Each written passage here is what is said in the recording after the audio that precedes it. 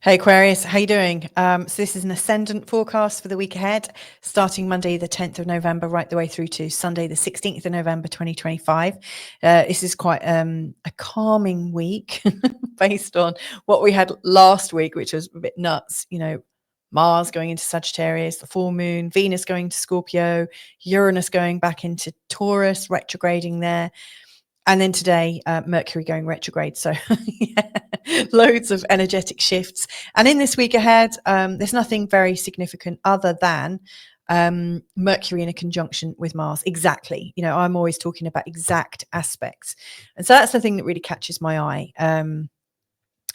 Now, obviously, it's Mercury retrograde in a conjunction with Mars. And so what I'm going to talk about in this forecast is how this is relevant to your week ahead, but actually a little bit beyond that.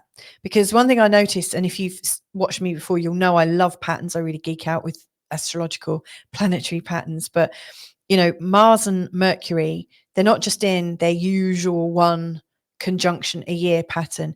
In this particular year, Mars and Mercury met up. They went their separate ways, kind of still working together. But then Mercury's gone retrograde. And so both Mars and Mercury are just going to pass each other a second time on the 12th this week. And then they're going to connect again in January of next year. So it's like in 3 months, they're going to meet up 3 times. And they're meeting up in the sign of Scorpio. That's where it was last month. In the sign of Sagittarius, this is where they are this week. And then in January, they're going to meet together in Capricorn. And I see this as a series. As you know, I always want to sort of delve into them. So yeah, I'm going to talk about this week ahead and also how it fits into the greater series. Like, what are you learning through this? All through your Capricorn mindset. Sorry, Aquarius mindset. Yeah, Mercury's gone retrograde for sure. If you're new to this channel, by the way, my name's Louisa. Welcome. And, as ever, when I start, I always start with a big thank you to everybody that supports me, whether it's historically, monthly, through membership. So much thanks to you. I really appreciate you. So I've got 2 charts to share with you. And this is the first. This is how it's all looking from your Aquarian perspective at the start of the week. And you'll see that Mars and Mercury are here in the 11th house. This is a Western whole sign tropical model that I'm using. If when you look at your first house, this part here of your chart, if you see Aquarius and Pisces, then you should also listen to Pisces. There'll be a lot there for you as well. But from your Aquarian perspective, Mercury and Mars, they're showing up in your 11th house. And you also see they're in opposition to Uranus. Now, Uranus in opposition to Mercury and Mars is pretty inflaming, shocking. There's a lot of new stuff coming up that's kind of, could be delighting your awareness. It could be challenging your awareness. Uranus brings up things that suddenly kind of burst into view, burst into consciousness. Uranus and Mars, for instance, when they go exactly into opposition, it can be quite a fiery time. They were exactly in an opposition at the time of the full moon last week. And I have to say, I really flamed up. My red hair really came into view. All these years I've been saying, oh, no, there's nothing too lively about being a redhead. But whatever happened at the time of the full moon, that Uranus and Mars opposition, boy, did it come into being. Mercury in opposition to Uranus also is bringing out some very surprising thoughts, things that have been things that have been covered up are being uncovered. There is, we're in a time of mass disclosure, I think, where just information consciousness is coming up. It's coming up to be seen, to come into our awareness. So this conjunction is happening this week at a very important time. Now, at the end of the week, you'll see that Mars has just eased out of that opposition. And I think that's quite helpful, actually. Mars is going to be really working on his passion in his own way. But yeah, I do think whatever is being worked on for you is going to be shocking you into awareness in some way. Now, this is happening, like I said, in the 11th house. And the 11th house is very much about your friends and networks, the law of attraction, because you're co-creating. This is a place of co-creation.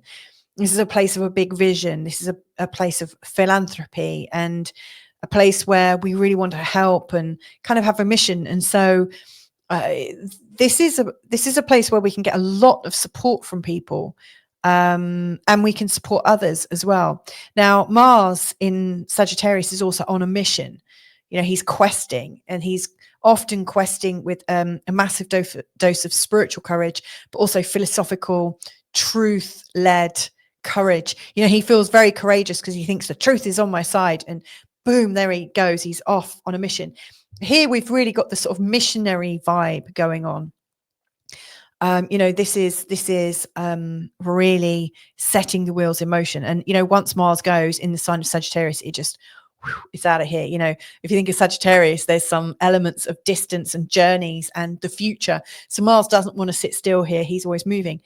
But of course, Mercury retrograde, this is a time when you need to check the details. Mercury in Sagittarius is about the journey, not about the details. And of course, with Mercury retrograde, when we need to check the details, this could be calamitous.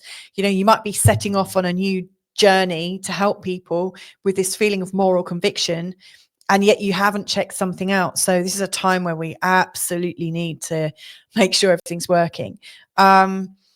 With retrogrades as well, in particular Mercury retrogrades, I think friends resurface. I think people from the past can come back in quite a spectacular way. So that might be some of the energy that I'm talking about, with this Uranus opposition. Our past is resurfacing, and it could be quite surprising. So bold thinking. Like when I was talking last month about Mars and Mercury coming together, I was saying, you have powerful words. Words are transforming, and from powerful words come powerful actions. And this was happening in your 10th house. And so whatever you were putting into action at the end of October, with your powerful words, powerful thoughts, now it's like you're putting together a master plan of some sort. It feels like with this conjunction on the 12th in Sagittarius, that it's almost like there's a purpose that has evolved around it. And now you're getting ready to work with other people, or other people are just sort of coming into your world. It's like you've set something in motion. Now, where this will end in Capricorn, it's interesting because when this comes up around January the 18th, the next time Mars and Mercury come together, it's in the part of your unconscious mind. So I think whatever it is you're creating right now with other people, I think by January, it'll be the whole knowledge of it is going to settle into your unconscious mind, and you'll be able to release a lot of it. But with that, you'll be releasing the old patterns of self. It's almost like the cycle you're on right now is to complete something that you've wanted to do for a heck of a long time. And with that will be this sense of completion, but this sense of peace. I think this is quite an important one for you. So here's some notes I wrote earlier. So Mercury and Mars together in the 11th, there's friends, networks, or goals that are resurfacing. So again, going back to see what was important, passion projects or alliances from the past reignite. Everything's bursting forward and forth. Now, this is something to watch out for because, the 11th house can be fun and groovy when you've got some very helpful planets in the 11th house. But if, like me, you've got Pluto or Chiron or Saturn in the 11th house, not all your interactions with other people and groups will feel safe. The 11th house can really show where there are massive group disagreements and where you might be on the outside or, very wary of groups.